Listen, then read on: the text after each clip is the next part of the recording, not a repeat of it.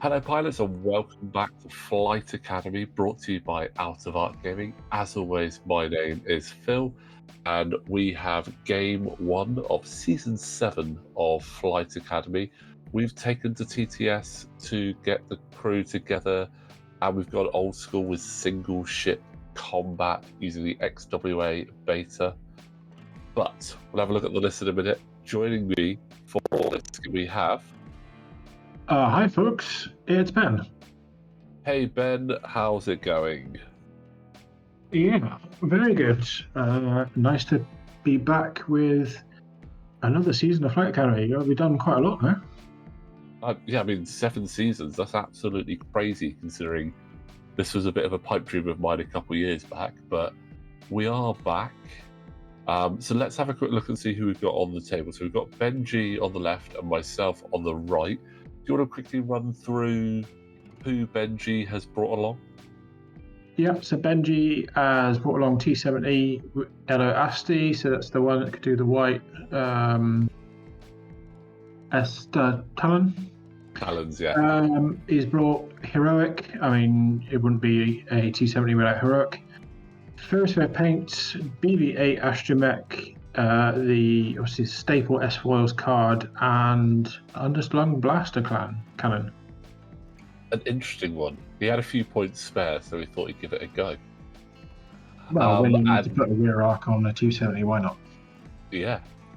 And myself, I've stuck with my favourite Empire. I was having a real tough decision which ship to go for. In the end, I flipped a coin, and the Grand Inquisitor was the winner for me. And I've stuck on there Instinctive Aim, Predictive Shot, Marksmanship, Fire Control System, and a nice healthy dose of Prockets to see if I can get a really, really mean shot off there in the bullseye. So it's going to be interesting to see how well that goes.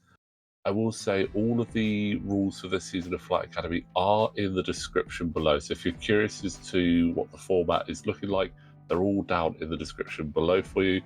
We've got 6 players this season in 2 groups of 3. So this is our group 1. We'll all play each other twice in the group. The top 2 will make it to the knockout stages. Ben, you are obviously in group 2. So this is the first time you're actually seeing the other ships, is that right? Yes.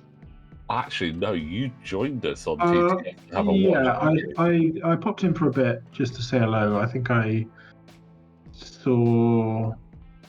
I think I saw this list and about 10 minutes of the other match. But no, it was quite nice. We had some interesting ships for this group, so we'll see the other ship in game 2. But looking like not a lot of action so far. It's quite cagey. I'm not gonna lie, I'm not a huge fan of flying against T70s. They scare me a little bit because they're very good. It just got a solid stat line, have they? Yeah, I mean, they just take everything that's good about the T65 and just give it a little bit of a polish, make it a little bit better. I mean, they're just great. And the pilot abilities you get, Eloasti, being able to do that Talon roll as white, as long as he's got less than 2, is it 2 or fewer strengths? Yeah, 2 or fewer stress. Yeah. And then couple that with my least favourite tech slot upgrade, Ferrosphere Paint. That's just such a frustrating one because it's if you're not in my bullseye and I unlock you, I get stressed. It's just I don't like it. I don't like it at all.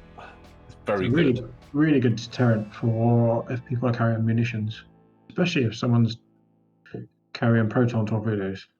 It's then going to double think about locking you. Yeah. I mean, I've got Prockets, so I don't need to worry about the target lock. However, I kind of would like that target lock to see if I can get it double modded. So I've got to be careful when I elect to do that. And also trying to avoid being hit really hard because I don't have a lot of health.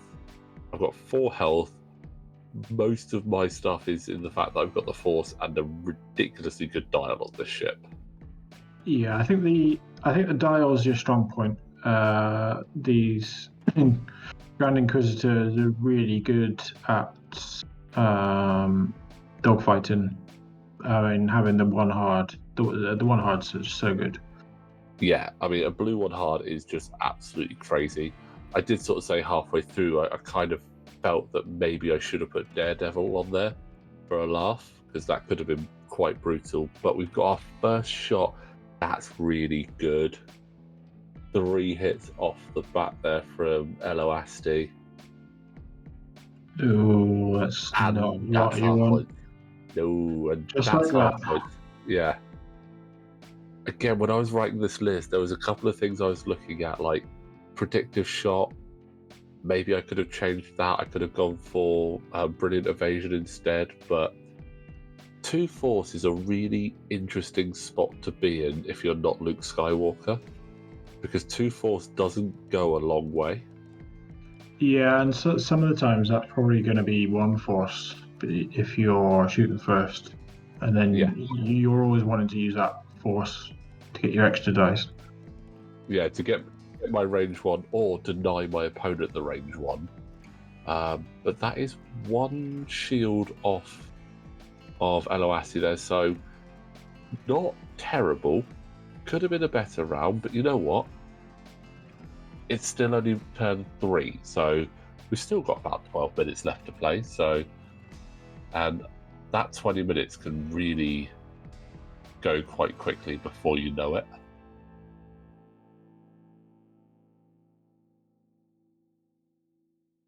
I mean, if you were like, which of these ships would you obviously? We know what you. We had the list preview the other day, so we know that you also have flown a T-70. But would you have considered either of these pilots in your options? I mean, I did have a look at both, to be honest. I mean, Eloasti I think his ability is really strong in this format. If you're going 1v1, having the advantage of turning around and still getting an action when you're going up against another ship that's trying to do the same is a really strong, powerful ability. Yeah, especially when you couple that with BB Astromech. Yeah. You can get into some really interesting positions there. I think I did have a look at the Grand Inquisitor. Can't remember what build I would put on him. He's got, with the XWA points, he's got a decent amount of loadout, so you can. I mean, I've got quite a few bits on there. I was able to afford prockets and other things on there as well, so he's got a good amount of loadout, and that was a great positioning from Ben there to block me. I mean, I was very much toying between this and Whisper, now that Whisper's got a few more points to play with, and it was a really hard decision. Fifth brother would be quite nice. I was actually looking more along the collision detector route. So just be like, you know what? I don't have, for 2 turns, I don't have to worry about those obstacles. I'm just going to decloak over them. You try and pin me down there. It would have been a crazy, crazy option for me, I think. So I think when I had a look at the Grand Inquisitor before, I think I was looking at the lines of Duke and Extreme Maneuvers, because I think the Grand Inquisitor really being able to evade every turn. So you got the evade force and then still getting the damage output with Duke, because you've only got a small amount of health. If you just have a really bad dice roll, that could be game over. So I mean, that's a really good shout, actually, because with Duke, even if you haven't got that, even if you don't want to spend the force to guarantee that range 1 shot, turning down one of their dice and get rid of like a token potentially is actually quite powerful. Yeah, and extreme maneuvers can be quite fun. The only downside with extreme maneuvers, I think, is again it's forcing you to use another force point. It's quite expensive potentially as well. you could just burn through a force to do extreme maneuvers and then another force to do your shot.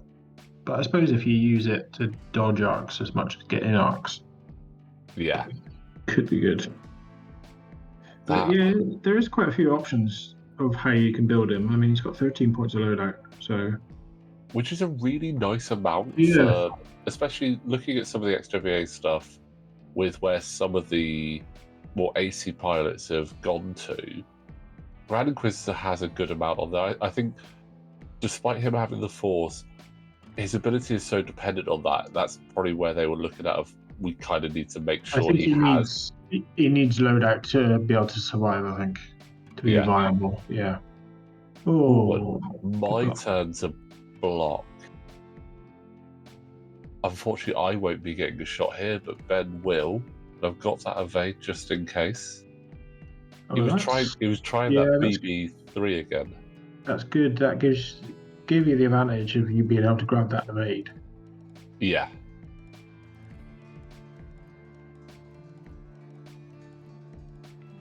I mean, I don't even need to roll here, but there we go. Let's spend the evade for naturals. But yeah, this is a real, like, these two pilots are really good at staying in close. Being able to do that 3 talent whenever Ben wants, essentially, is great. Because, I mean, how often is Eloasti going to somehow have 3 Yeah. stress tokens? I mean, what he does a K turn, and I managed to panic pilot him, and be about the only time he can't talent roll there. You could get quite a lot of maneuverability. I mean, it's quite congested in the middle with um, obstacles, but with a combination of BB-8 before, then a 3 Talon, and then potentially a boost off of that, you can do some interesting tricks. Ooh. And that's a nice 2 talent roll for myself there. The 1 bank didn't fit for Eloasti. So that's actually a really nice position for me to be in. I get a good chance to get a big hit in there. No Yes, tokens. smidge out of the bullseye. Yeah, so marksmanship isn't in play, unfortunately. And I also can't use prockets either, so instinctive aim was there to sort of allow me to get a target lock and not need the focus. Oh, but that's pretty good. Spend the force, get 2 hits and a crit. That's definitely a shield down. Oh, Oh, shield and a crit. that's a big hit. Yeah. Disappointingly for Ben as well, that was double focus. If it was double blank, he could have heroicked it. What is the crit do we see? Direct hit as well. Oh, Oh, both ships down to 2 hull now. This is going to be, this road roll is going to be very important to see yeah, I whether. mean, I guess a 1 hard to the right would be really good for you, but Yeah, 10-2 gets the roll. it Oh, he's looks like, going to go over the obstacle. yes, it did go over. It's highlighted in red, so he is going to take a strain, and they have to roll and see if he gets ioned, which he doesn't. So just the strain. This is the sort of position I kind of wish I had. Don't think Extreme you can manipulative get an daredevil. arc, unfortunately, No, because right? If I there'd be no room to barrel to the right, I don't think. exactly. Gets his lock. I was trying to think how is he getting his lock, but I remembered. Obviously, once you've gone over an obstacle, as long as you clear, Yeah, you can do it now. and plus that's a strain, not a stress. Okay, so still in arc, cleared the stress. Trying to remember back to what I did, but looking at it now, I think I'd be silly not to boost. Boost, yeah. There we go, yeah. Preserve the health that I've got, especially a target locked shot into me. Not There's what I want to see. not many places I can go next to him. I mean, he can still do the Gonna 3 want, Talon, which would gonna want to clear obviously, that strain though. yeah. Maybe worth disengaging, just going to the left, clearing the strain, come back in later on. It's looking at the time though. There's only 50 seconds left, and it's currently drawing. So, I'm going aggressive with the 2 Talon again. Yeah, I mean, if I was I know the time, but I would be tempted just to go left because I think you know that you're not going to get shot, but the Grand Inquisitor is. Yeah, Oh, he's taking a risk keeping the strain. he is. It Let's looks see like if he's that got arc. let's see if that pays out for him or not. I mean, the thing is, he Only can one do that. defense. He can take a focus though as well, so it's going to be difficult. Range 2. Spending a force for the range 1 bonus because I think this engagement favors you, but we'll see what the dice do. I've So you got should no only way have of. one dice, right? Should only have 1 dice because of the strain. You might not have realised. It's quite easy to do. Yeah. There we go. He has realised. Yeah. I've only got 1 in there, so it's not like it's Oh, unfortunate. well, I think he got away with it. Oh, he really did 1 more, and that would have been absolutely perfect. Oh, that is unfortunate. And now Ben is going to get a shot back. Will this be at the death? He's got a target lock. He's got a focus. You've got one force. Oh, he's Looking going to good. reroll, hit Ouch. crit.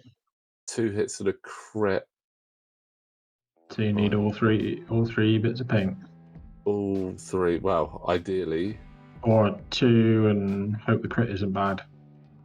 Oh. Oh. Okay, spend the Let's force. hope you don't get direct damage.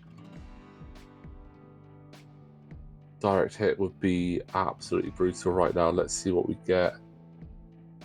That's not a direct hit. That is structural damage. Oh, that's definitely not ideal. So obviously we've hit the time. It is still a tied game, 2 points apiece. So we are going to have a final round to see if we can decide the winner of this. If obviously we don't get a winner by the end of the final round, so basically it's whoever kills who, and it's a one whole game right now. We will obviously road off, but let's see what is going to happen.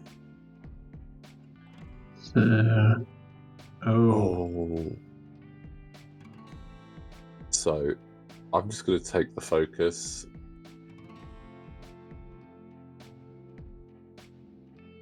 For defense. 3v2 dice. Yeah, because obviously I've got the structural damage. This is where it's going to hurt me now. And then it's 3v2, then 2v2. So let's 2v2, yeah. That's where I'm down. Good night. That's a nice range 0 roll. Yeah, that is. I mean, ouch. So yeah, that's me down. But we are both initiative 5. So I do get to see if I can force a road off. It's 2v2. Let's see what happens. 1. Blank out would be lovely. But nope, there's the focuses. Yeah, you'd have heroic. All right there. Well, that's Benji taking the first win of season 7. Really good game. LOS is just a pain. He's just so very good. So well done to Benji there, getting your first win on the board for season 7. We've got plenty more games to come, so we can see if I can pull it back a bit and score some points on the board. But Ben, I hope you enjoyed being able to size up the competition a little bit there. Yeah, it's good fun. Nice to see a very close game. Always good to see a close game. But guys, that is game 1 of season 7.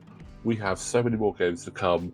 Game 2 is coming up later this week, so please don't forget to like this video, subscribe to the channel, and we will see you next time.